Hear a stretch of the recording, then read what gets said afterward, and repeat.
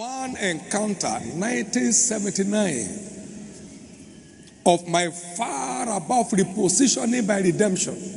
Far above. It is an act of resurrection. It repositions the believer far above all principalities and powers. Far above, far above. I was 25 years young. That mentality gripped my life. It hasn't let me up to now. When God reveals a thing, it sticks. Yes, sir. When He reveals it to you, it sticks. Yes, sir.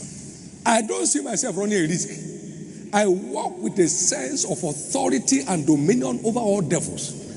Over all devils. There was plenty of noise that a witch was slapped. I did. Now, came back to beg me. How dare you? You're a witch of Jesus Christ. You? My God. Authority. Dominion.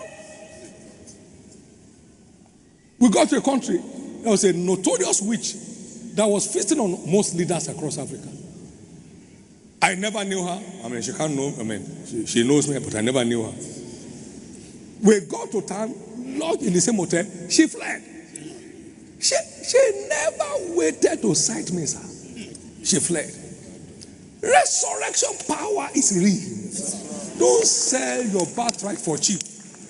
Whatever has been damaged in your system today, because everything about Jesus was finished. The blood was finished. The water was finished. My God! My God! Yet that power regarded him. Yes. Therefore, today, what happened at Lazarus' graveyard was a display of resurrection power ahead of time. He said, Mary, I am the resurrection and the life. Hallelujah. Your brother shall live again. Resurrection power gathered 4 years dead in the grave.